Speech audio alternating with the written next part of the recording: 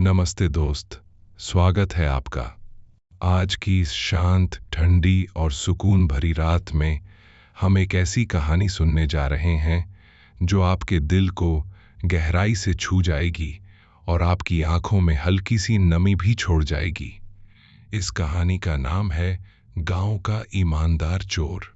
एक छोटा सा गांव, कच्ची गलियां, मिट्टी की सौंधी खुशबू और रात के सन्नाटे में दबे पांव चलता एक साया। लोग उसे चोर कहते थे, उससे बचकर निकलते थे, उसके नाम से अपने दरवाजे बंद कर लेते थे। लेकिन सच कुछ और ही था। वह किसी की तिजोरी नहीं तोड़ता था, किसी का धन नहीं लूटता था। वह तो बस अपनी बूढ़ी माँ की भूख मिटाने के लिए, उसकी दवाई के लिए किसी के घर से मुट्ठी भर अनाज उठा लाता था। मजबूरी ने उसके हाथों से चोरी करवाई, मगर उसके दिल की ईमानदारी आज भी वैसी ही साफ थी। दिन में गांव वाले उसे बदनाम समझते, पर रात होते ही वही चुपचाप किसी जरूरतमंद के दरवाजे पर मदद छोड़ जाता, किसी टूटी छत को ठीक कर देता, किसी भूखे बच्चे के लिए रोटी रख जाता। किसी ने उसे करते हुए नहीं देखा, पर उसके होने से कई घरों के चूल्हे जलते रहे। अजीब विडंबना थी कि जिसे लोग चोर कहते थे वही सबसे ज्यादा इंसानियत निभा रहा था। लेकिन एक रात उसकी एक छोटी सी चोरी ने पूरे गांव की सोच बदल दी और लोगों को एहसास हुआ कि हर चोर बुरा नहीं होता। कभी कभी हालात इंसान को गलत रास्ते पर धकेल देते हैं, पर उसका दिल फिर भी सच्चा रह सकता है। ये सिर्फ एक कहानी नहीं है, ये भूख, मजबूरी, ममता और इंसानियत की एक ऐसी दास्तान है जिसमें अंधेरे के बीच भी उम्मीद की एक छोटी सी लौ जलती रहती है। जैसे जैसे आप इस कहानी में उतरेंगे, आपको गांव की ठंडी हवा का स्पर्श महसूस होगा, चूल्हे की धीमी आंच की गर्माहट मिलेगी और दिल के भीतर एक अनकहा सुकून उतरने लगेगा। अगर ऐसी भावनात्मक और सुकून देने वाली कहानियां आपको पसंद आती हैं तो चैनल को जरूर सब्सक्राइब कीजिए, क्योंकि यहाँ हर रात एक नई कहानी आपके दिल तक पहुँचने चली आती है। और हाँ, जरा बताइए आप किस शहर या गांव से सुन रहे हैं और इस वक्त आपकी घड़ी में क्या समय हो रहा है। आपका हर कमेंट और हर साथ इस सफर को और भी खास बना देता है। तो अब रोशनी धीमी कर लीजिए, पंखे की हल्की सरसराहट को महसूस कीजिए, गहरी सांस लीजिए और धीरे धीरे अपनी आंखें बंद कर लीजिए, क्योंकि अब हम चल पड़ते हैं उस छोटे से गांव की ओर जहां एक चोर रहता था जो दुनिया की नजरों में गलत था, मगर दिल से सबसे ज्यादा ईमानदार, और जिसकी कहानी शायद आपकी आत्मा को छू जाए। रात धीरे धीरे गांव पर उतर रही थी। आसमान पर चांद बादलों की पतली चादर में छिप छिप कर झांक रहा था और कच्ची गलियों में पसरा सन्नाटा ऐसा लग रहा था जैसे पूरा गांव गहरी नींद में डूब चुका हो। कहीं दूर बैलों की घंटियों की धीमी आवाज हवा में घुल रही थी, तो कहीं किसी घर के चूल्हे की बुझती राख से हल्का धुआं उठ रहा था। मिट्टी की दीवारों वाले छोटे छोटे घर, टूटी बाड़ें और आंगन में बंधी गायें, सब कुछ एक साधारण शांत जिंदगी का चित्र बनाते थे। लेकिन इस शांति के बीच एक परछाई थी जो जाग रही थी, जो सो नहीं सकती थी। वह परछाई दबे पांव एक दीवार से दूसरी दीवार के साए में खिसकती जा रही थी, जैसे रात ही उसका साथी हो। उसके कदमों में डर नहीं था, पर एक अजीब सी बेचैनी थी। उसके दिल की धड़कन इतनी तेज थी कि उसे लगता कहीं कोई सुन न ले। यह वही लड़का था जिसे गांव वाले चोर कहते थे, रघु। पर उस रात भी, जैसे हर रात, उसके मन में चोरी का लालच नहीं बल्कि भूख और जिम्मेदारी का बोझ था। वह बार बार आसमान की तरफ देखता, जैसे भगवान से माफी मांग रहा हो, बस आज की रात फिर नहीं। लेकिन उसे खुद भी पता था यह आखिरी बार वाली बात वह न जाने कितनी बार खुद से कह चुका है। रघु कभी ऐसा नहीं था। बचपन में वही गांव का सबसे चंचल और हंसमुख लड़का था। सुबह होते ही वह नंगे पांव खेतों में दौड़ता, पेड़ों पर चढ़ता, तालाब में कूदकर दोस्तों के साथ छींटे उड़ाता और शाम को थका हारा घर लौटकर मां की गोद में सो जाता। उसके पिता रामू काका गांव के सबसे ईमानदार मजदूर माने जाते थे। कम कमाते थे पर किसी के सामने हाथ नहीं फैलाते थे। मां घर पर बीड़ी बनाकर कुछ पैसे जोड़ लेती थी और इसी तरह उनका छोटा सा परिवार खुशी से चलता था। रघु के सपने भी छोटे छोटे थे। एक दिन पढ़ लिख कर मास्टर बनना, मां के लिए पक्के घर की छत बनवाना और पिता के लिए नई साइकिल खरीदना। लेकिन जिंदगी को शायद उसकी ये मासूम इच्छाएं मंजूर नहीं थीं। एक साल ऐसा सूखा पड़ा कि खेतों में दरारें पड़ गईं, कुएं सूख गए और मजदूरी मिलनी बंद हो गई। घर में अनाज खत्म होने लगा, कर्ज बढ़ने लगा और साहूकार की कड़वी आवाज रोज दरवाजे पर गूंजने लगी। रघु ने पहली बार पिता को रोते देखा था, चुपचाप दीवार की ओर मुंह छिपाकर। उस दिन उसे लगा था कि गरीबी सिर्फ भूख नहीं देती, इंसान की हिम्मत भी तोड़ देती है। फिर एक सुबह गांव में खबर फैली कि रामू काका ने पेड़ से लटक कर अपनी जान दे दी। लोग कुछ देर अफसोस जताते रहे, फिर अपनी अपनी जिंदगी में लौट गए। लेकिन रघु और उसकी मां की दुनिया वहीं रुक गई। घर का सहारा चला गया, कर्ज बढ़ता गया और साहूकार ने उनका छोटा सा घर भी छीन लिया। वे गांव के किनारे टूटे झोपड़े में आकर रहने लगे। मां की तबीयत दिन ब दिन बिगड़ती जा रही थी और रघु, जो अभी ठीक से बड़ा भी नहीं हुआ था, अचानक घर का जिम्मेदार बन गया। उसने खेतों में काम मांगा, ढाबे पर बर्तन मांजे, लकड़ियां काटी। लेकिन लोग उसे देखकर कहते, अरे ये उसी कर्जदार का बेटा है, इससे काम मत करवाओ, मुसीबत लगेगी। धीरे धीरे काम के दरवाजे बंद होते गए। दो दो दिन भूखे रहना आम बात हो गई। मां जब भूख छिपाकर कहती, मुझे भूख नहीं है बेटा, तू खा ले, तो रघु की छाती फटने लगती। एक रात जब मां बेहोश हो गई और घर में एक दाना भी नहीं था, तब उसने पहली बार चोरी करने का फैसला किया। उसके हाथ कांप रहे थे, आंखों से आंसू रुक नहीं रहे थे, पर मजबूरी ने उसके कदम बढ़ा दिए। उसने सिर्फ एक रोटी उठाई थी और वापस आकर पूरी रात रोता रहा था। लेकिन जब मां ने वह रोटी खाकर मुस्कुराकर कहा, भगवान तुझे खुश रखे बेटा, तब उसे समझ आया कि कभी कभी पाप और पुण्य की रेखा भूख मिटा देती है। उस दिन के बाद रघु बदल गया, लेकिन बुरा नहीं बना।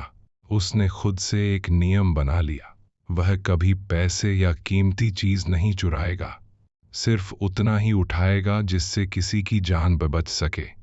अगर किसी के घर से गेहूं लेता तो बाद में मजदूरी करके चुपचाप वापस रखाता। कई बार रात में लोगों के आंगन में लकड़ी काटकर छोड़ देता ताकि उन्हें शक भी न हो। गांव वाले समझ नहीं पाते थे कि ये कैसा चोर है जो कभी बड़ा नुकसान नहीं करता, पर बदनामी तो बदनामी होती है। बच्चों को डराया जाता, सो जाओ नहीं तो रघु चोर आ जाएगा। ये सुनकर उसका दिल चुप जाता। उसे लगता जैसे वह इंसान नहीं, कोई भूत हो गया है। फिर भी वह चुप रहता, क्योंकि उसके पास सफाई देने का हक ही कहाँ था। समाज अक्सर सच सुनना नहीं चाहता, बस नाम दे देता है, और रघु को नाम मिल गया था, चोर। एक रात जब सर्द हवा हड्डियां जमा रही थी और आसमान में बादल घिरे थे, गांव के एक घर में आग लग गई। लोग दूर खड़े तमाशा देख रहे थे, क्योंकि अंदर धुआं बहुत था। कोई आगे बढ़ने की हिम्मत नहीं कर रहा था। तभी रघु दौड़ कर आया। उसने बिना सोचे अंदर छलांग लगा दी। कुछ पल बाद वह एक छोटे बच्चे को गोद में लेकर बाहर निकला। उसका शरीर जल गया था, हाथों पर छाले पड़ गए थे। बच्चे की दादी रो रो कर उसके पैर पकड़ने लगी। बेटा तू देवता है। पर वही लोग जो दिन में उसे चोर कहते थे, चुपचाप खड़े रहे। किसी ने खुलकर उसका धन्यवाद नहीं किया। रघु मुस्कुरा दिया, जैसे उसे आदत हो गई हो बिना नाम के अच्छा काम करने की। उस रात जब वह घर लौटा, माँ ने उसके जले हाथों पर तेल लगाया और रोते हुए बोली, तू चोर नहीं है बेटा, तू तो भगवान है। रघु ने धीरे से कहा, अम्मा, भगवान नहीं, बस आपका बेटा हूं। दिन बीतते गए और रघु की जिंदगी ऐसे ही चलती रही। दिन में ताने, रात में भलाई। लेकिन गांव में चोरी की हर छोटी घटना का इल्जाम उसी पर लगता। कोई मुर्गी गायब हो जाए, कोई औजार खो जाए, लोग सीधा उसी का नाम लेते। सरपंच ने कई बार उसे धमकाया भी, एक दिन पकड़कर पंचायत में बांध दूंगा। रघु सब सुनकर भी चुप रहता। उसके भीतर एक अजीब सी थकान घर करने लगी थी। उसे लगता जैसे वह दो जिंदगियां जी रहा हो, एक जो लोगों की नजर में है और एक जो सच में है। कई बार वह सोचता, काश सब छोड़कर कहीं दूर चला जाए। लेकिन फिर माँ का ख्याल आता। उसकी खांसी की आवाज कानों में गूंजती और वह खुद को रोक लेता। उसे पता था अगर वह चला गया तो माँ जी नहीं पाएगी। यही सोचकर वह हर रात फिर अंधेरे में निकल पड़ता, जैसे रात ही उसकी किस्मत बन गई हो।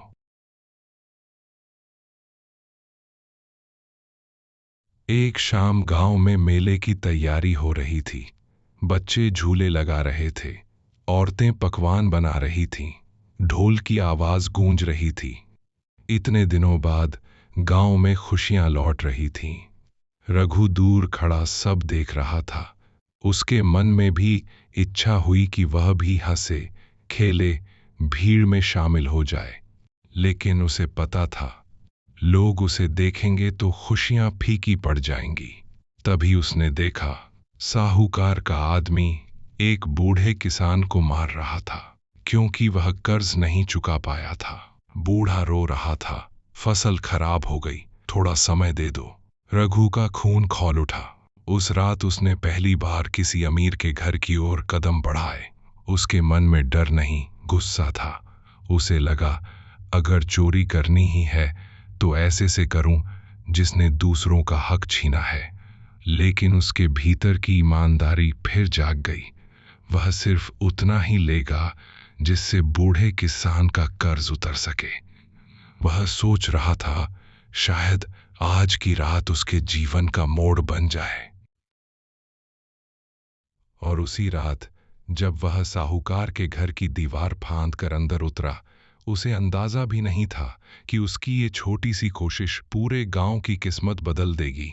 अंधेरे में कदम बढ़ाते हुए उसके दिल में सिर्फ एक ही दुआ थी, हे भगवान, अगर मैं गलत हूं तो मुझे सजा देना, पर किसी भूखे का पेट खाली मत रहने देना।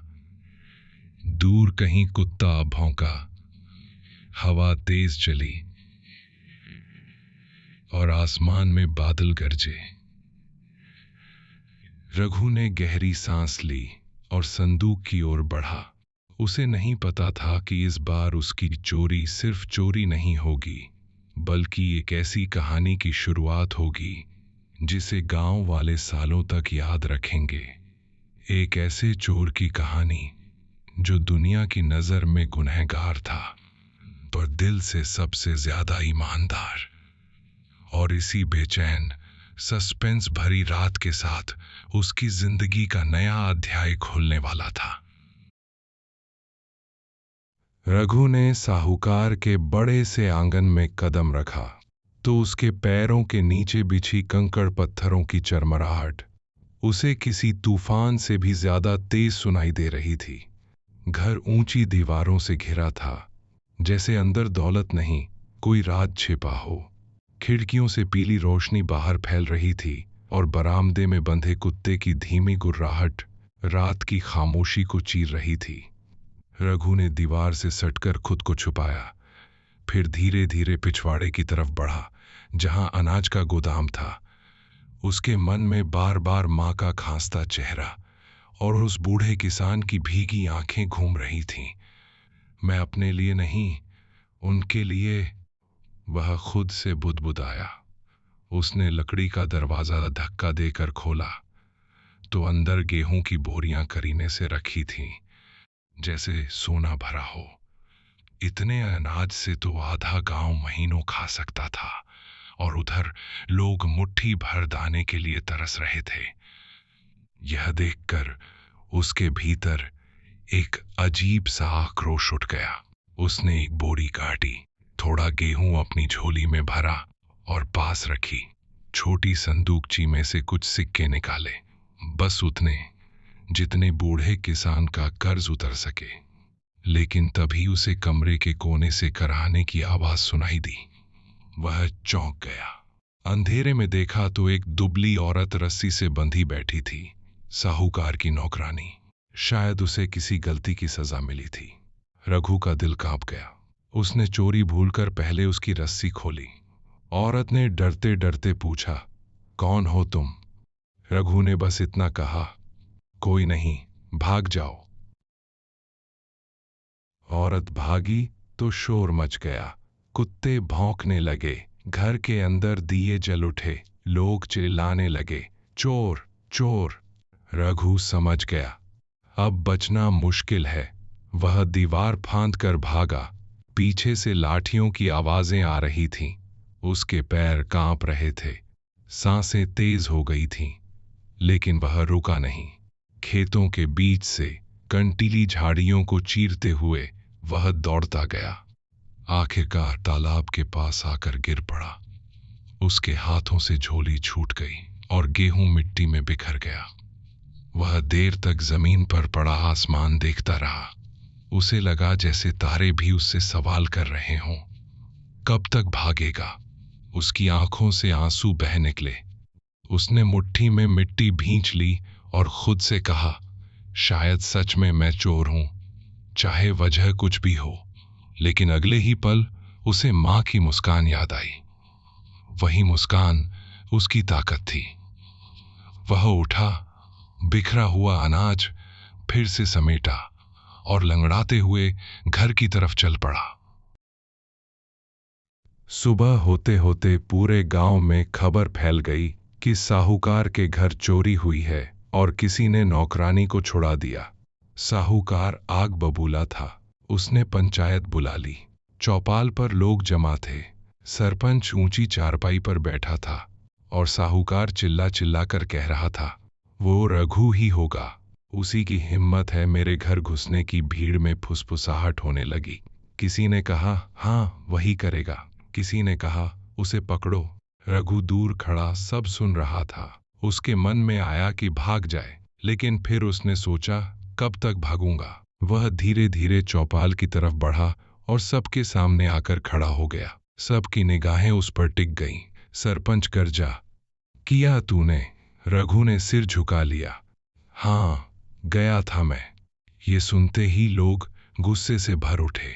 लेकिन उसने आगे कहा, मैंने बस थोड़ा अनाज लिया और नौकरानी को छुड़ाया। उसे बांध कर रखा था। कुछ पल के लिए सन्नाटा छा गया। साहूकार बौखला गया। झूठ, ये बदनाम करने की चाल है। तभी भीड़ से वही नौकरानी निकल कर आई। उसकी आंखों में डर था, पर आवाज साफ थी। सच कह रहा है, अगर ये नहीं आता तो मैं मर जाती। लोग एक दूसरे का चेहरा देखने लगे। पहली बार किसी ने रघु के पक्ष में आवाज सुनी थी। लेकिन सच सुनकर भी गांव तुरंत नहीं बदला। सालों की बदनामी एक दिन में कैसे धुलती? लोग उलझन में थे। कुछ को उस पर तरस आ रहा था, कुछ अब भी शक में थे। सरपंच ने फैसला सुनाया, आखिरी चेतावनी है, दोबारा चोरी की तो गांव से निकाल देंगे। रघु ने कुछ नहीं कहा। उसे सजा की आदत हो गई थी। वह घर लौटा तो मां दरवाजे पर बैठी थी। उसकी आंखों में चिंता थी। सब ठीक है ना बेटा? रघु ने मुस्कुराकर सिर हिला दिया। मां ने उसके बाल सहलाए और बोली, सच कभी छिपता नहीं। वह मां की गोद में सिर रखकर चुपचाप लेट गया। बरसों बाद उसे लगा जैसे उसे थोड़ा सुकून मिला हो। बाहर हवा चल रही थी, छप्पर हिल रहा था, लेकिन उसके भीतर पहली बार तूफान थमता सा लगा। दिन गुजरते गए। रघु ने तय किया कि अब वह चोरी नहीं करेगा, चाहे जो हो। उसने पास के कस्बे में जाकर ईंट भट्ठे पर काम शुरू कर दिया। सुबह से शाम तक मिट्टी ढोता, हाथ छिल जाते, शरीर टूट जाता, पर शाम को कुछ पैसे लेकर लौटता तो दिल हल्का रहता। गांव वाले उसे काम करते देख हैरान होते। बच्चों ने भी उसे चिढ़ाना कम कर दिया। धीरे धीरे लोग उससे छोटी मोटी मदद लेने लगे। अरे रघु, ये बोरी उठा दे। रघु, जरा छत ठीक कर दे। वह बिना शिकायत सब कर देता। उसके चेहरे पर अब एक अजीब सी शांति आ गई थी, जैसे उसने खुद से समझौता कर लिया हो। लेकिन किस्मत शायद उसे अभी और परखना चाहती थी। एक दिन खबर आई कि बूढ़ा किसान, जिसकी मदद के लिए उसने चोरी की थी, कर्ज न चुका पाने के कारण अपना खेत बेचने जा रहा है। यह सुनकर रघु का दिल बैठ गया। उसने जो पैसे चुराए थे वे तो इलाज में खर्च हो गए थे। वह सोचने लगा, क्या उसकी सारी कोशिशें बेकार थीं? उस रात वह खेतों में अकेला बैठा रहा। चांदनी सूखी फसलों पर पड़ रही थी। उसे पिता की याद आई, उनका पसीना, उनका संघर्ष।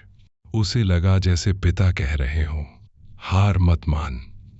अगले दिन उसने अपनी छोटी सी झोपड़ी, माँ के गहनों का आखिरी टुकड़ा और अपनी मेहनत की जमा पूंजी सब बेच दी। पैसे लेकर सीधे किसान के पास गया और उसके हाथ में रख दिए। बूढ़ा रो पड़ा, बेटा, तू क्यों कर रहा है ये सब? रघु ने बस इतना कहा, आपका खेत बच जाएगा तो गांव जिंदा रहेगा। ये बात धीरे धीरे पूरे गांव में फैल गई। लोगों को पहली बार समझ आया कि जिसे वे चोर कहते थे वही सबसे बड़ा त्याग कर रहा है। उनके दिलों में शर्म की चुभन उठने लगी। कुछ और लोग भी मदद को आगे आए और आखिरकार किसान का खेत बच गया। उस दिन गांव के कई घरों में पहली बार रघु के लिए दुआ निकली। लेकिन कहानी यहीं खत्म नहीं हुई। उसी शाम साहूकार के घर फिर चोरी हो गई। इस बार सच में बड़ी चोरी। तिजोरी खाली, गहने गायब, और जैसा हमेशा होता था, उंगली फिर रघु पर उठी। पुलिस आई, उसे पकड़कर ले गई। मां दरवाजे पर रोती रह गई। रघु ने कोई विरोध नहीं किया। उसे लगा शायद यही उसकी किस्मत है। थाने की ठंडी कोठरी में बैठकर उसने सोचा, शायद अच्छा बनने की कोशिश करना ही मेरी गलती थी। उसकी आंखों में आंसू आ गए। बाहर बारिश शुरू हो गई थी। हर बूंद जैसे उसकी बेगुनाही का मजाक उड़ा रही थी। लेकिन उसी समय गांव में कुछ अलग हो रहा था। पहली बार लोग चुप नहीं रहे। बूढ़ा किसान, नौकरानी और कई और लोग चौपाल पर इकट्ठा हुए। सबने एक साथ कहा, रघु ऐसा नहीं कर सकता। सरपंच भी सोच में पड़ गया। सालों बाद गांव किसी के लिए एकजुट हुआ था। और अगली सुबह जब असली चोर पकड़ा गया, साहूकार का ही रिश्तेदार, तब सबको अपनी गलती का एहसास हुआ। पुलिस ने रघु को छोड़ दिया। जब वह गांव लौटा तो लोग दरवाजे पर खड़े थे, पर इस बार तानों के लिए नहीं, स्वागत के लिए। उसकी मां की आंखों में गर्व था। बच्चों ने दौड़कर उसके हाथ पकड़े। किसी ने पहली बार जोर से कहा, रघु चोर नहीं है, रघु हमारा अपना है। वह सुनकर उसकी आंखें भर आईं। उसे लगा जैसे बरसों से सीने पर रखा पत्थर हट गया हो। रात के अंधेरे में भटकने वाला वह लड़का आखिरकार उजाले में खड़ा था। लेकिन उसके मन में एक सवाल अब भी था, क्या सच में जिंदगी उसे अब चैन से जीने देगी, या अभी और परीक्षाएं बाकी हैं? और इसी उम्मीद और अनिश्चितता के साथ उसकी कहानी का अगला अध्याय शुरू होने वाला था। बरसात के बाद की सुबहें अब साफ और चमकीली होने लगी थीं। धूप जब कच्ची गलियों पर पड़ती तो मिट्टी से उठती सौंधी खुशबू पूरे गांव को किसी पुराने गीत की तरह भर देती। रघु रोज सूरज उगने से पहले उठ जाता, माँ के लिए पानी भरता चूल्हा सुलगाता और फिर काम की तलाश में निकल पड़ता। उसके कदमों में अब पहले जैसी घबराहट नहीं थी। गांव की पगडंडियां, जो कभी उसे छुपने की जगह लगती थीं, अब खुली राह जैसी लगने लगी थीं। बच्चे उसे देखकर हाथ हिलाते, औरतें हालचाल पूछती, बूढ़े आशीर्वाद देते। कभी कभी उसे यकीन ही नहीं होता कि यही वही गांव है जहां उसका नाम सुनते ही लोग दरवाजे बंद कर लेते थे। लेकिन इस बदलाव के साथ उसके भीतर एक अजीब सी जिम्मेदारी भी जन्म ले चुकी थी। उसे लगता था कि अब वह सिर्फ अपने और अपनी मां के लिए नहीं, बल्कि पूरे गांव के भरोसे के लिए जी रहा है। अगर वह एक भी गलत कदम उठाएगा तो सिर्फ उसकी नहीं, सबकी उम्मीद टूट जाएगी। यही सोच उसे हर पल सावधान रखती थी। रात को जब वह थका हारा घर लौटता, मां के चेहरे पर मुस्कान देखकर उसकी सारी थकान उतर जाती।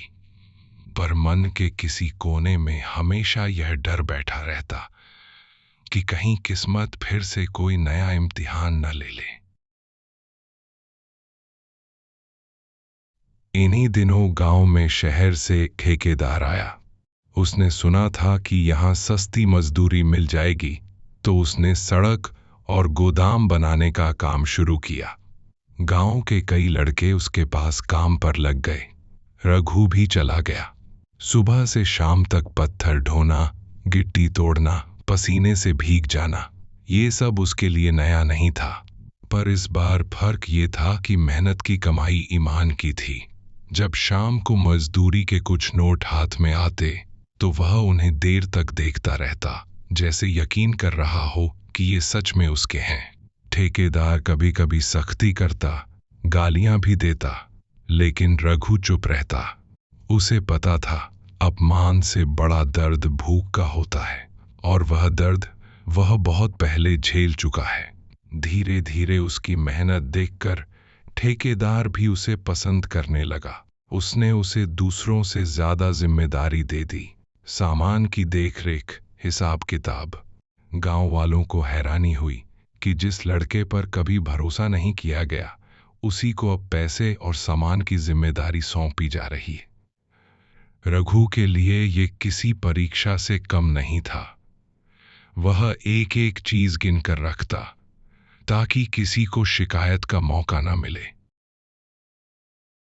लेकिन जहां भरोसा बढ़ता है, वहीं ईर्ष्या भी जन्म लेती है।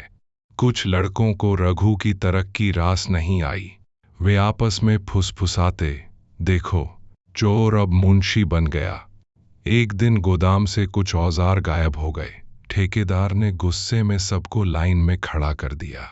सबकी निगाहें फिर रघु पर टिक गईं। पुराना नाम फिर हवा में तैरने लगा, चोर। रघु का दिल जैसे धक से रह गया। उसे लगा जैसे बरसों की मेहनत एक पल में मिट्टी हो जाएगी। ठेकेदार ने सख्त आवाज में पूछा, तू हिसाब रखता है, बता कहाँ गए औजार? रघु ने सिर झुकाकर कहा, मुझे नहीं पता मालिक, पर मिल जाएंगे। उसके शब्दों में घबराहट थी, पर सच्चाई भी। उस रात वह सो नहीं पाया। उसे लगा जैसे अतीत फिर से उसका गला पकड़ रहा हो। अगर इस बार भी उस पर इल्जाम लग गया तो शायद कोई विश्वास नहीं करेगा। उसने ठान लिया कि सच सामने लाकर ही दम लेगा। सुबह सुबह वह अकेले गोदाम और आसपास के खेतों में ढूंढने निकल पड़ा। कई घंटों की तलाश के बाद उसे नदी किनारे झाड़ियों में वही औजार पड़े मिले। पास में शराब की बोतलें और जली बीड़ियां भी थीं। उसे समझते देर नहीं लगी कि कुछ लड़के काम चोरी के लिए औजार छिपाकर बैठे थे। उसने सब सामान उठाया और सीधे ठेकेदार के सामने रख दिया। फिर उन लड़कों के नाम भी बता दिए, लेकिन बिना गुस्से के, बिना बदला लेने की भावना के। ठेकेदार ने जब सच्चाई जानी तो सबके सामने रघु की पीठ थपथपाई। अगर ये लड़का न होता तो मेरा हजारों का नुकसान हो जाता। पहली बार किसी ने खुलेआम उसकी तारीफ की थी। जिन लड़कों ने उसे फंसाने की कोशिश की थी, वे शर्म से नजरें नहीं उठा पा रहे थे। रघु ने उनकी तरफ देखा भी नहीं। उसके मन में सिर्फ यही था कि वह किसी से नफरत नहीं करना चाहता। उसने बहुत नफरत झेली थी, अब उसे बांटना नहीं चाहता था। उस शाम जब वह घर लौटा, मां ने उसके चेहरे की चमक देख ली। उसने पूछा भी नहीं, बस समझ गई, आज उसके बेटे ने फिर कोई जंग जीती है। दिन गुजरते गए और रघु की पहचान अब बदलने लगी। लोग उसे चोर नहीं, रघु कहकर बुलाने लगे। गांव के छोटे बच्चे उसे घेर लेते और उसकी कहानियां सुनते। कैसे उसने नदी का पानी मोड़ा, कैसे उसने दादी के पोते को बचाया। वह हंसकर सब टाल देता, लेकिन अंदर से खुश होता। कभी कभी वह सोचता, अगर पिता जिंदा होते तो कितना गर्व महसूस करते। एक शाम वह पुराने पीपल के पेड़ के नीचे बैठा था, जहां बचपन में खेला करता था। हवा में पत्तों की सरसराहट थी। उसे लगा जैसे जिंदगी उसे दूसरा मौका दे रही है। लेकिन तभी गांव में एक और खबर फैली। साहूकार अपनी जमीन बढ़ाने के लिए कई गरीबों के खेत खरीद रहा है। धमकाकर, डराकर लोगों में फिर डर फैलने लगा। रघु के भीतर पुराना गुस्सा फिर जाग उठा। उसे याद आया कैसे इसी आदमी ने उसके पिता को कर्ज में डुबोया था। उसके हाथ अनायास मुट्ठी में बंध गए। वह जानता था कि अगर गांव फिर डर गया तो सब कुछ फिर से टूट जाएगा।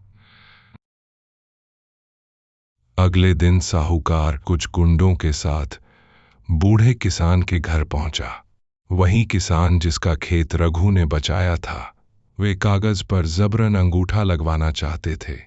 किसान की बहू रो रही थी, बच्चे सहमे खड़े थे। तभी रघु वहां पहुंचा। उसने शांत आवाज में कहा, ये जमीन नहीं बिकेगी। साहूकार हंसा, तू कौन होता है बीच में बोलने वाला। रघु ने पहली बार बिना डरे उसकी आंखों में आंखें डालकर कहा, मैं इस गांव का बेटा हूं। उसके शब्दों में ऐसी सच्चाई थी कि आसपास खड़े लोग भी आगे आ गए। धीरे धीरे भीड़ जुट गई। साहूकार ने धमकाया, पर इस बार कोई पीछे नहीं हटा। गांव पहली बार एकजुट होकर खड़ा था। मजबूर होकर साहूकार को खाली हाथ लौटना पड़ा। लोग समझ गए कि ताकत पैसे में नहीं, एकता में होती है। और इस एकता की शुरुआत रघु ने की थी। उस दिन से गांव में एक नई हिम्मत आ गई। लेकिन उस रात रघु देर तक सो नहीं पाया। वह सोचता रहा, क्या सच में वह बदल गया है या बस हालात ने उसे मजबूत बना दिया है। उसे अपने पुराने दिन याद आए, जब वही अंधेरे में छिपकर चलता था। आज वही लड़का खुलेआम अन्याय के सामने खड़ा हो गया था। ये बदलाव उसे खुद भी चौंका रहा था। माँ उसके पास आकर बैठी और बोली, डर लगता है। रघु ने धीमे से कहा, थोड़ा। माँ मुस्कुराई, डरना बुरा नहीं बेटा, डर इंसान को गलत होने से बचाता है। उसने माँ का हाथ थाम लिया। बाहर चांद आसमान में ऊंचा था और गांव शांति से सो रहा था। रघु ने महसूस किया कि अब उसकी जिंदगी सिर्फ उसकी नहीं रही, वह पूरे गांव की उम्मीद बन चुका है। और उम्मीद बनने का मतलब है हर दिन खुद से लड़ना, सही राह पर टिके रहना। सुबह जब सूरज उगा तो उसकी किरणें झोपड़ी के दरवाजे से अंदर आईं और रघु के चेहरे पर पड़ी।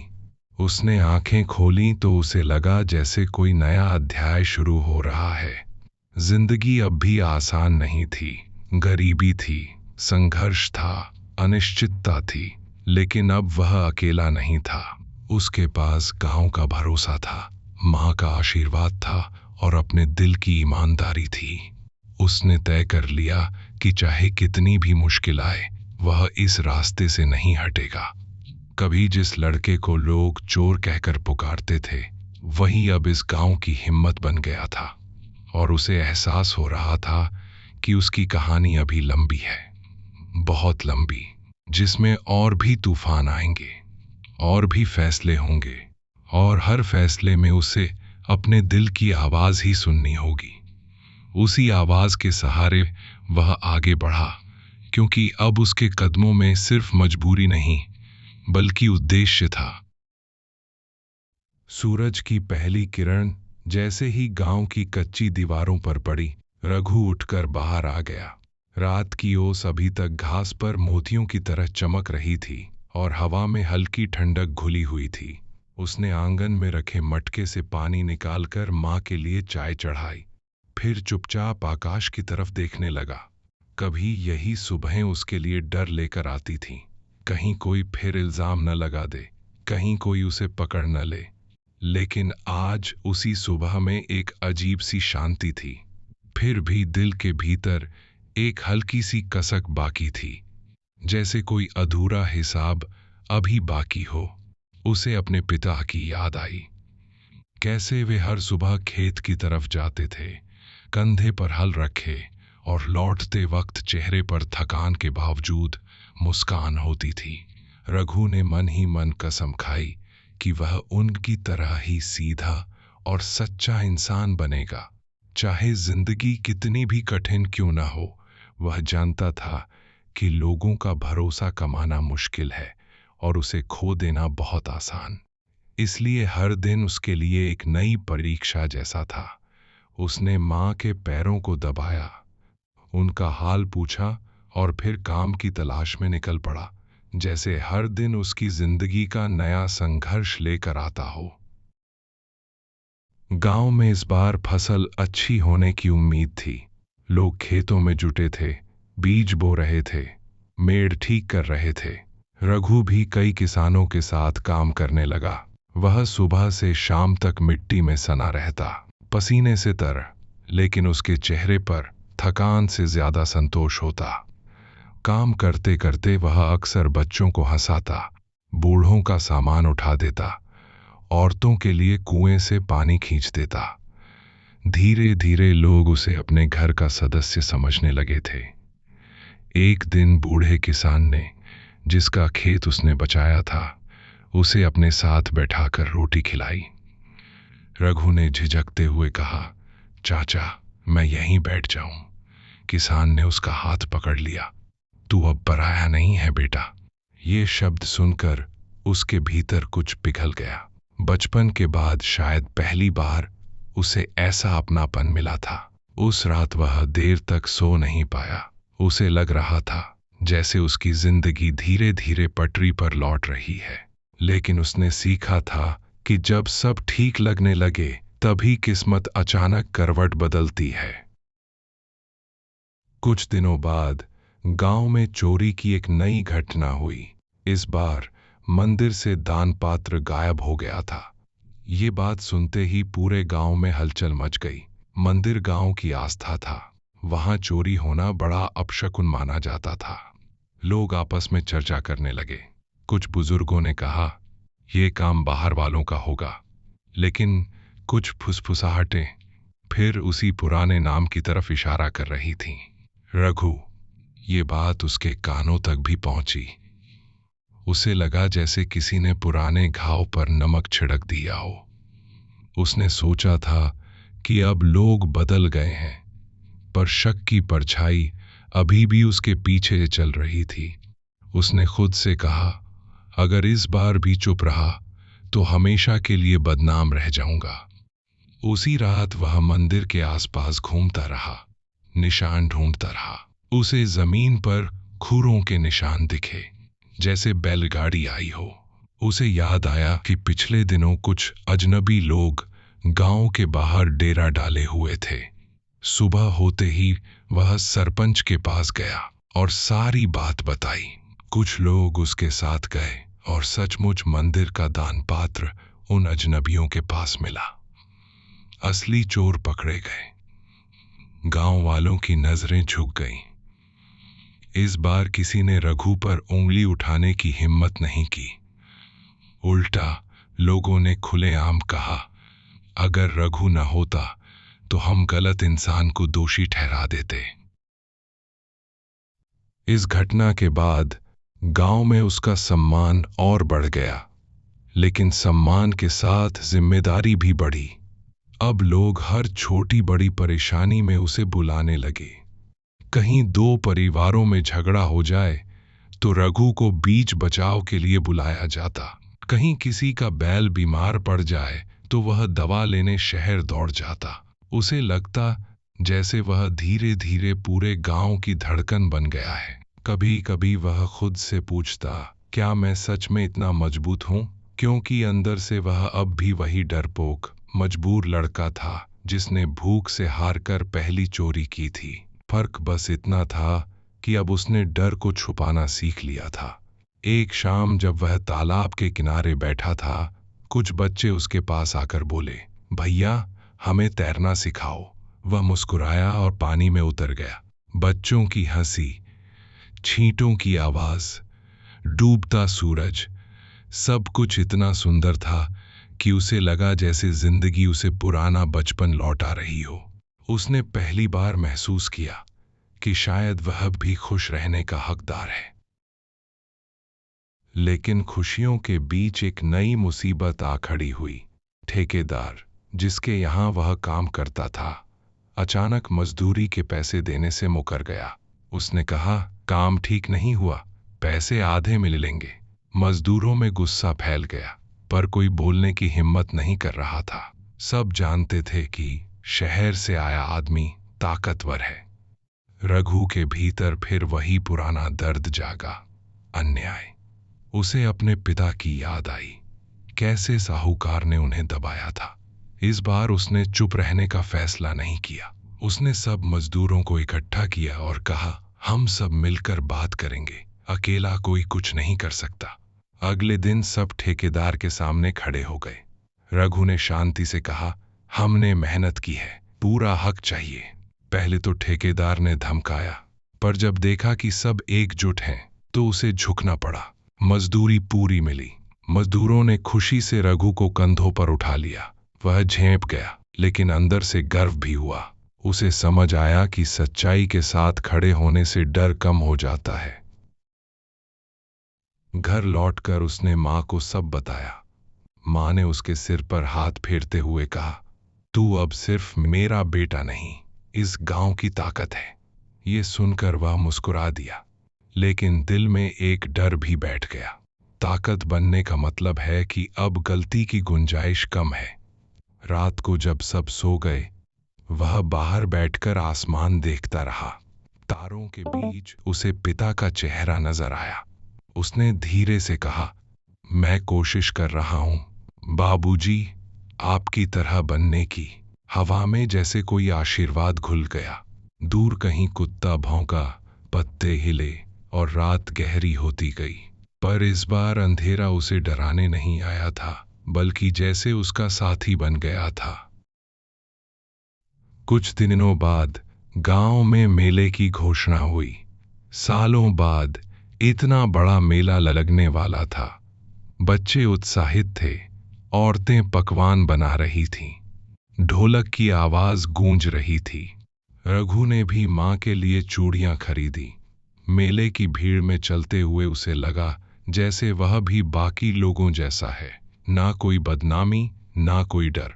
अचानक उसने देखा, वही साहूकार दूर खड़ा उसे घूर रहा है। उसकी आंखों में पुरानी नफरत अब भी थी।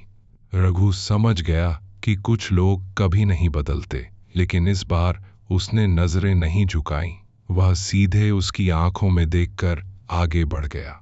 उसे एहसास हुआ कि असली जीत यही है, डर का खत्म हो जाना। उस रात मेले की रोशनी, बच्चों की हंसी और मां की मुस्कान ने उसके दिल में ऐसी उम्मीद जगा दी जो पहले कभी नहीं थी। रात के आखिर में जब मेला शांत हो गया और सब अपने अपने घर लौट गए, रघु झोपड़ी के बाहर बैठा देर तक सोचता रहा। उसकी जिंदगी जैसे किसी लंबी नदी की तरह थी, कभी उफान, कभी शांति, कभी कीचड़, कभी साफ पानी। उसने पीछे मुड़कर देखा तो उसे वो लड़का याद आया जो अंधेरे में छिपकर चोरी करता था, और आज वही लड़का खुले आसमान के नीचे सिर उठाकर जी रहा था। उसने मन ही मन फैसला किया कि अब चाहे जो हो, वह इस गांव को कभी टूटने नहीं देगा, क्योंकि यही गांव अब उसका घर, उसकी पहचान, उसका सम्मान है। और शायद उसकी कहानी अभी खत्म नहीं हुई, अभी और मोड़ आने बाकी हैं, और हर मोड़ पर उसे फिर खुद को साबित करना होगा। लेकिन अब वह तैयार था, क्योंकि उसके भीतर डर से ज्यादा हिम्मत और बदनामी से ज्यादा ईमानदारी बस चुकी थी। रात अब और भी गहरी हो चुकी थी। आसमान पर चांद बादलों की पतली चादर में छिपा सा टंगा था, और पूरे गांव में सन्नाटा इस तरह पसरा हुआ था जैसे किसी ने समय को थाम लिया हो। कच्ची गलियों में ठंडी हवा सरसराती हुई गुजर रही थी, और कहीं कहीं टिमटिमाते दियों की लौ अंधेरे से लड़ने की नाकाम कोशिश कर रही थी। उसी सन्नाटे के बीच एक परछाई धीरे धीरे आगे बढ़ रही थी। नंगे पांव, सावधान कदम, सांसों को थामे, जैसे जमीन भी उसकी आहट सुन लेगी तो राज खुल जाएगा। उसके कंधे पर पुराना झोला लटका था, कपड़े धूल से सने हुए थे, और आंखों में एक अजीब सी बेचैनी। वह किसी लालच में नहीं, बल्कि मजबूरी में निकला था। हर कदम के साथ उसे अपनी माँ का कांपता चेहरा याद आ रहा था, जो बुखार में तप रही थी और बार बार सिर्फ एक ही बात कह रही थी, बेटा, भूख नहीं है, तू खा ले। वह जानता था माँ झूठ बोल रही है। भूख जब हद से गुजर जाती है तो इंसान चाहकर भी सच नहीं बोल पाता। गांव के आखिरी छोर पर एक पुराना मकान था, जहां अनाज के बोरे अक्सर बरामदे में ही रख दिए जाते थे। वह कई बार वहां से गुजरा था, लेकिन हर बार खुद को रोक लिया था। आज मगर हालात ने उसकी हिम्मत तोड़ दी थी। उसने चारों ओर नजर दौड़ाई। कुत्ता बंधा हुआ था, दरवाजा भीतर से बंद, सब गहरी नींद में। उसने कांपते हाथों से बोरे का मुंह खोला और बस मुट्ठी भर गेहूं झोले में डालने लगा। उसके हाथ ऐसे कांप रहे थे जैसे वह कोई बहुत बड़ा अपराध कर रहा हो। अचानक उसे अपने बचपन की याद आई, जब उसके पिता उसे सिखाते थे, ईमानदारी सबसे बड़ा धन है। वह भीतर से टूट गया, आंखों में पानी भर आया। उसने आसमान की ओर देखा और धीमे से बुदबुदाया, माफ करना बाबा, ये चोरी नहीं, मजबूरी है। फिर उतना ही अनाज लिया जितना एक रात के लिए काफी हो, बोरा वैसा ही बांध दिया और बिना कोई निशान छोड़े वहां से चला गया। घर पहुंचते ही उसने देखा उसकी मां दीवार से टेक लगाकर बैठी थी, जैसे उसका इंतजार करते करते नींद और जाग के बीच अटक गई हो। उसे देखते ही मां के चेहरे पर हल्की मुस्कान आई, लेकिन आंखों में चिंता साफ झलक रही थी। उसने जल्दी जल्दी चूल्हा जलाया, मुट्ठी भर गेहूं पीसकर रोटियां सेंकी और मां के हाथ में रख दी। मां ने आधी रोटी तोड़ी और बाकी उसके हाथ में दे दी। दोनों बिना कुछ बोले खाने लगे। उस सूखी रोटी में जैसे दुनिया की सारी मिठास घुली थी, क्योंकि उसमें बेटे की मेहनत, डर और ममता मिली हुई थी। मां ने उसके सिर पर हाथ फेरते हुए कहा, तू बुरा नहीं है रे, हालात बुरे हैं। ये सुनते ही उसकी आंखों से आंसू टपक पड़े। उसे लगा जैसे कोई उसके अंदर जमी सारी ग्लानि को धो रहा हो। अगली सुबह गांव में हलचल मच गई।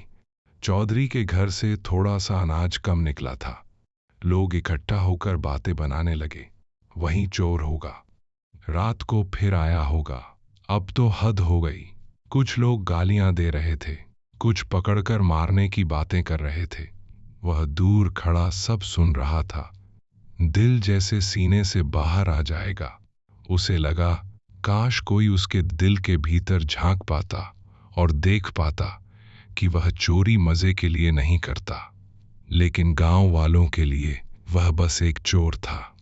नाम, इज्जत, कहानी सब मिट चुकी थी। वह चुपचाप वहां से हट गया। उसके कानों में बस एक ही शब्द गूंजता रहा, चोर, चोर। दिन ढलने लगा तो वह नदी किनारे जाकर बैठ गया। बहते पानी को देखते हुए उसे अपना जीवन भी वैसा ही लगा, बिना दिशा, बिना सहारा। उसने मिट्टी उठाकर पानी में फेंकी और सोचा, क्या सच में वह गलत है? अगर वह चोरी न करे तो माँ भूखी मर जाएगी, और अगर करे तो समाज उसे अपराधी कहेगा। इंसान किसे चुने, माँ की जान या दुनिया की इज्जत? हवा में ठंड बढ़ती जा रही थी, पर उसके भीतर सवालों की आग जल रही थी। तभी उसने देखा, गांव का एक छोटा बच्चा फिसलकर नदी की ओर जा रहा था। बिना सोचे वह दौड़ा और बच्चे को पकड़ लिया। बच्चा रो रहा था। उसने उसे गोद में उठाकर घर तक छोड़ा। बच्चे की माँ ने उसे पहचान लिया, पर कुछ कह न सकी। बस उसकी आंखों में डर की जगह आभार था। उस रात गांव में एक अजीब घटना हुई। जिस बूढ़ी विधवा के घर कई दिनों से चूल्हा नहीं जला था, उसके दरवाजे पर सुबह अनाज और लकड़ियां रखी मिली। किसी ने देखा नहीं कि कौन रख गया। लोग आपस में बातें करने लगे, शायद भगवान ने भेजा होगा। वह दूर से यह सब सुनकर हल्का सा मुस्कुराया। उसे अच्छा लगा कि कम से कम किसी का पेट भरा। उसके लिए यही सच्ची कमाई थी। चोरी से जितना लेता, उससे ज्यादा किसी जरूरतमंद को दे देता। उसके दिल में अपराध नहीं, दया थी, मगर यह बात वह किसी को समझा नहीं सकता था। धीरे धीरे गांव में उसके बारे में अजीब कहानियां फैलने लगी। कोई कहता वह चोर है पर बुरा नहीं, कोई कहता रात को मदद करता है, मगर डर अभी भी बाकी था। लोग दरवाजे बंद रखते, बच्चे उसका नाम सुनकर सिमट जाते। यह सब देखकर उसका दिल और टूट जाता। वह चाहता था कि कोई उसे उसके नाम से पुकारे, चोर कहकर नहीं। कभी कभी वह आईने में खुद को देखता और सोचता, क्या सच में उसका चेहरा अपराधी जैसा है? उसे अपना ही चेहरा अजनबी लगने लगा था, जैसे वह खुद से भी दूर होता जा रहा हो। उस रात जब वह फिर निकला, आसमान में तारे कुछ ज्यादा ही चमक रहे थे। हवा में ठंड थी, पर उसके कदम पहले से भारी थे। हर कदम पर उसे लग रहा था कि शायद आज कुछ बदल जाएगा, या तो किस्मत या जिंदगी। दूर कहीं कुत्ते भौंक रहे थे, पेड़ों की छाया लंबी हो रही थी और गांव नींद में डूबा था। वह फिर उसी रास्ते पर बढ़ रहा था, मगर इस बार उसके दिल में सिर्फ डर नहीं, एक उम्मीद भी थी। शायद कभी ऐसा दिन आए जब उसे चोरी न करनी पड़े, जब वह खुले दिन में चल सके, जब लोग उसे चोर नहीं इंसान कहें।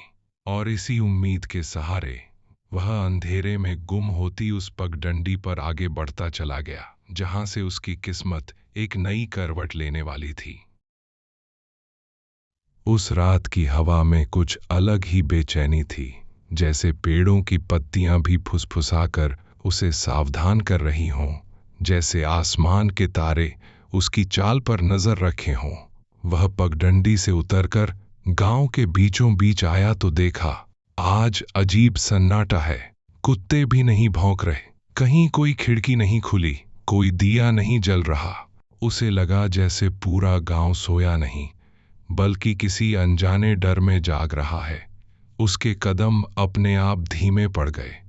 उसने सोचा, आज किसी के घर से कुछ नहीं लेगा, बस लौट जाएगा। मगर तभी उसे याद आया कि घर में माँ की दवाई खत्म हो चुकी है। वैद्य ने कहा था, सुबह तक दवा न मिली तो बुखार और चढ़ जाएगा। यह सोचकर उसका दिल फिर भारी हो गया। वह चौधरी की हवेली की ओर बढ़ा, जहां हमेशा कुछ न कुछ अनाज या पैसे खुले में रखे रहते थे।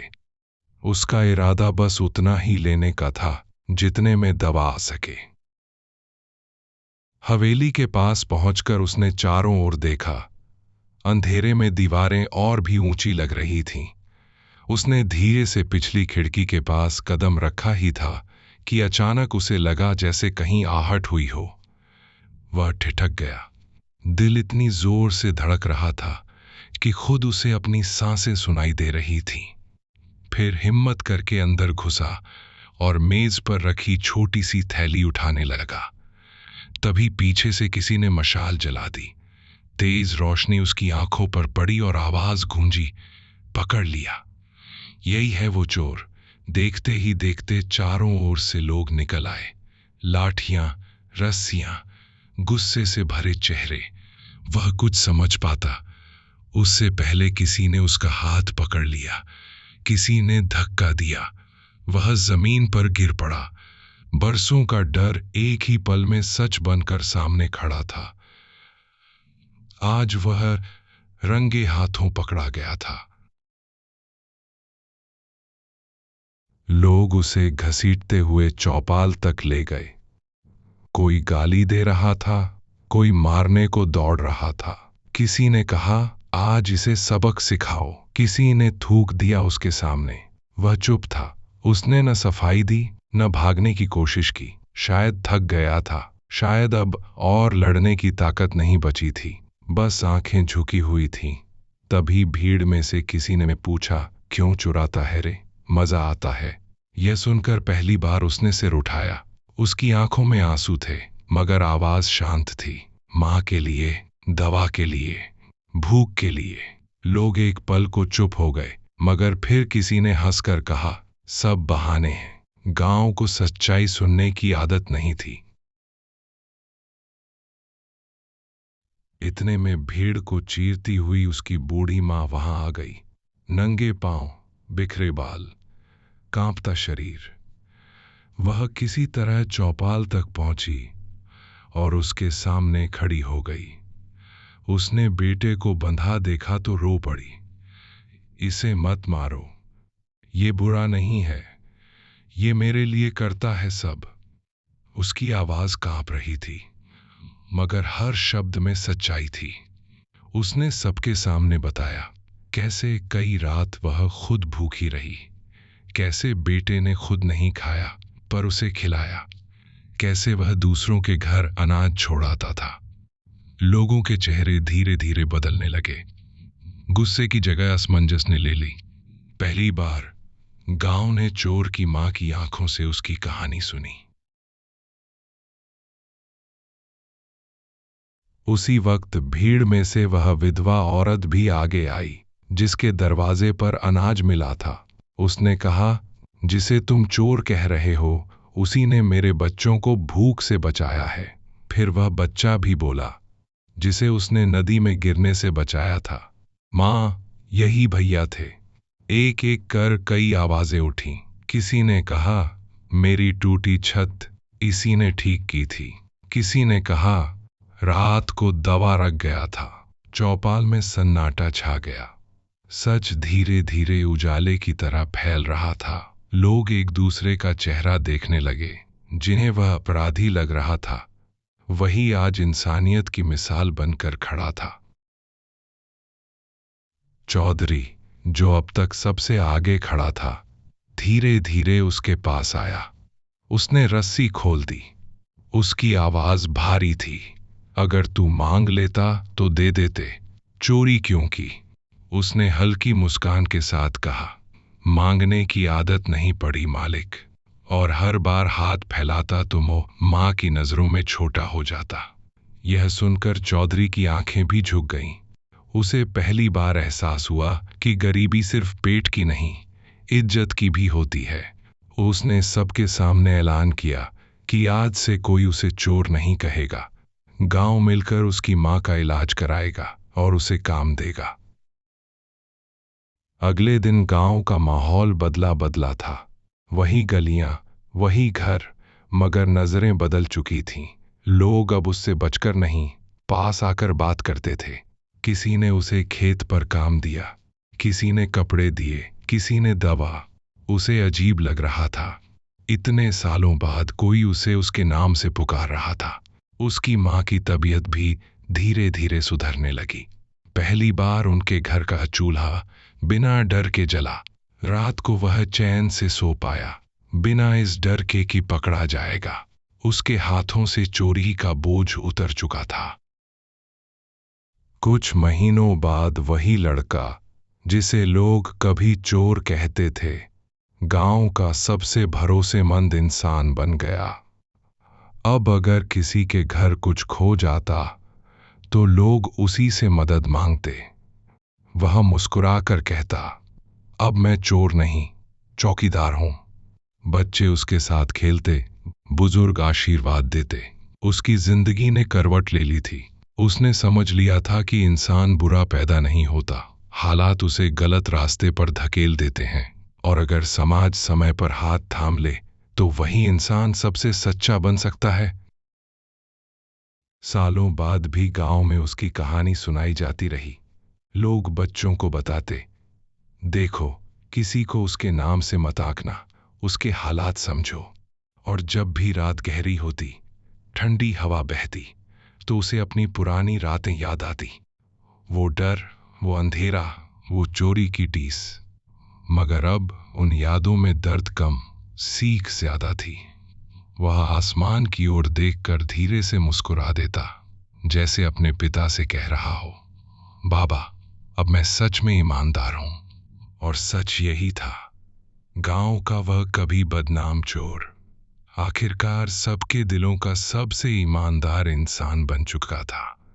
और उसकी कहानी वहीं खत्म नहीं हुई, बल्कि हर उस दिल में बस गई जो इंसानियत पर यकीन रखता है।